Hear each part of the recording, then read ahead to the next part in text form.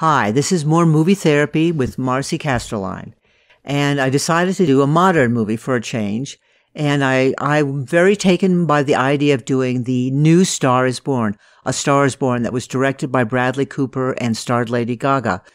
And I wanted to analyze that, but I thought I'd better look first back at the original one and just see what was really going on, and so I could compare the two and see what the differences were and what they captured and really try to figure out what the movie was all about. But it was very interesting. Let me just say that. And I'm going to start with what I saw. And so I'm going to start with the 1937 version that was written and directed by William Wellman, who is quite a well-known director in Hollywood. It starred Janet Gaynor and Frederick March. And I'm calling this review So You Want to Be Somebody, which is kind of the keynote of the movie in a way. And I'm going to explore why A Star is Born is a classic that keeps coming back.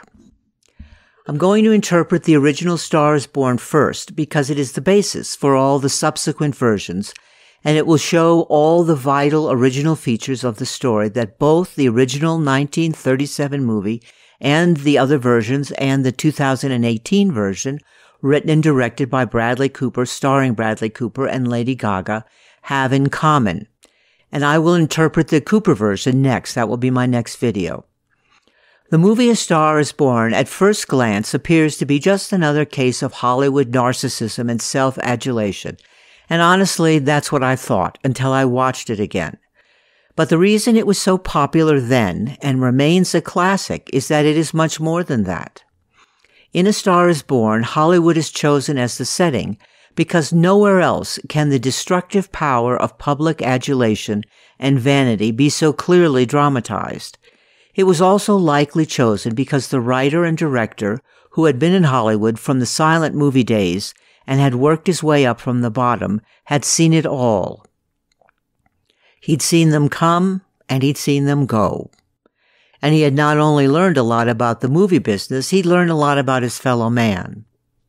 It's really a movie about love, family, and identity. This movie was first made during the very early years of Hollywood, when Hollywood stood for glamour and romance. Many people from all over the world had the dream of going to Hollywood and becoming rich and famous. In those days, the audience told the studio executives who the real stars were. Oh, there was always a lot of publicity and trying to create stars and trying to make people like somebody. But in the end, it was the box office receipts that mattered. Unless people voted with their dollars and turned out in droves to see you, you weren't a star. This movie opens by showing us the typed screenplay of the movie, where it says, "The scene opens on a North Dakota farm." By using this device, I think we are meant to understand that this movie is about the Hollywood dream as a symbol, as well as a real place. Esther, our North Dakota farm girl heroine, is ridiculed by her family for wasting her time and money going to the movies and dreaming of becoming an actress. When her pioneer grandma sneaks into Esther's bedroom where she is crying in frustration, Grandma bolsters her young granddaughter's confidence. It is from Grandma's wise words and experience that we learn that having a dream is what matters most in life.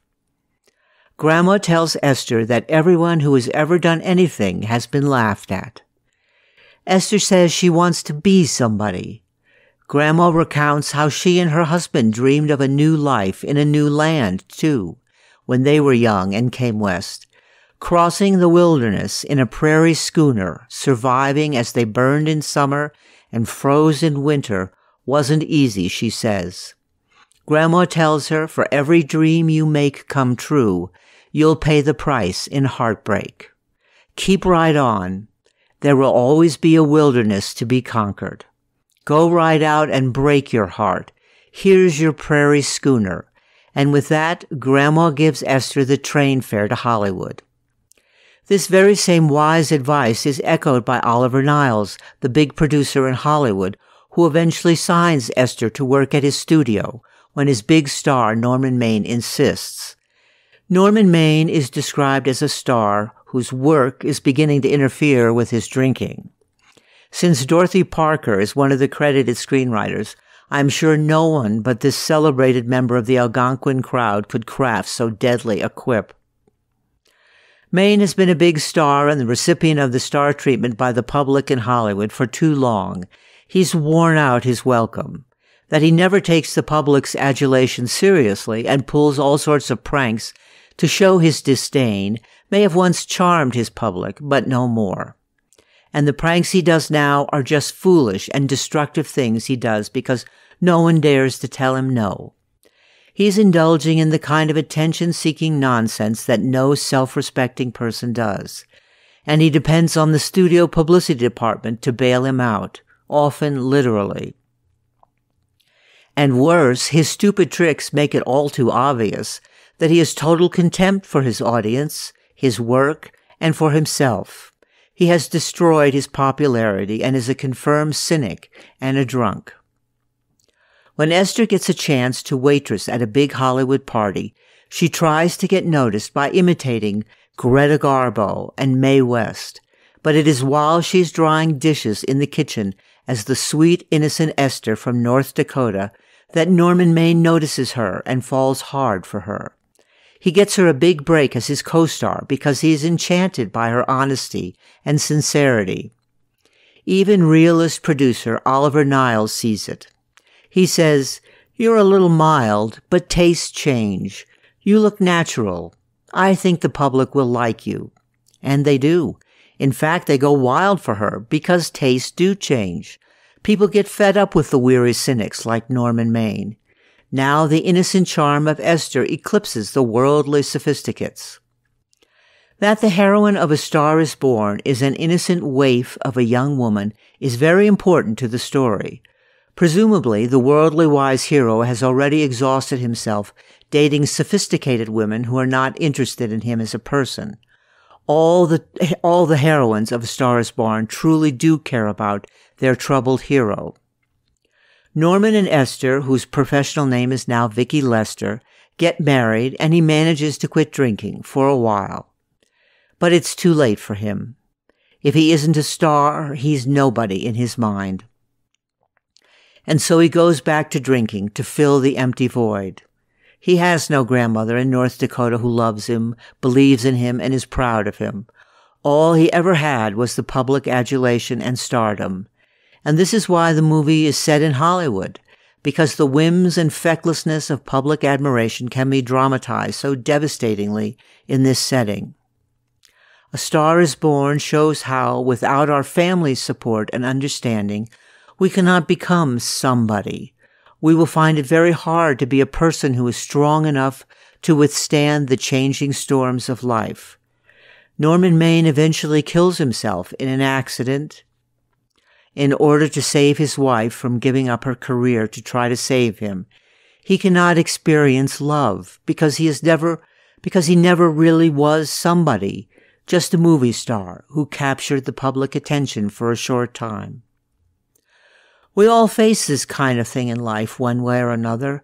Public ideas, our co-workers, our communities, and our culture often throw us curveballs that are hard to handle if you aren't grounded in who you are. And as this movie so beautifully tells, we all need a grandmother or mother or father somewhere who serves as a sounding board for our dreams. At the end, as Vicki is about to quit her career in disgust, because of what it has done to the man she loves, her grandma tells her, "Don't whine over it. I was proud of you.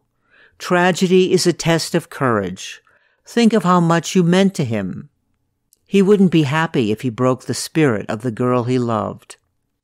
At the end, Vicki Lester goes to her movie premiere and introduces herself as Mrs. Norman Mayne.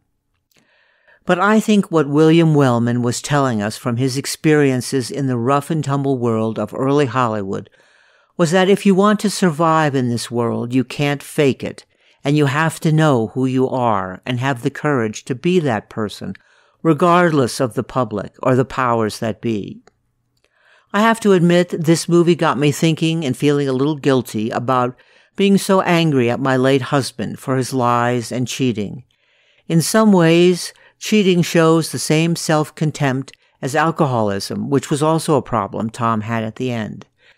I have started to use my own name again, because I was a success as Marcy Casterline long before I met and married Tom. And as depressed people like Tom and Norman Maine so often do, their problems pretty much obliterate who you are. Me and who I was and what I had to offer as a person was almost immediately lost in the deep well of dissatisfaction and unhappiness that slowly buried my husband until it finally actually buried him. I don't feel like Mrs. Tom O'Rourke anymore. That was me for a long time, but that time is in my past. I did my best for him, and now I'm moving on. Frankly, I was surprised at how much I enjoyed this movie, even though it was 1937, and it's in color, but they understood a lot back then. And I was surprised at how deep the meaning of it was, for me, and how profound. What good advice. I'll do the 2018 version of A Star is Born next, and it tells much the same story. Of course, it tells it in a more modern way with modern actors that are quite wonderful and who we really like, and there are a few significant differences. Thank you so much. I hope you enjoyed this.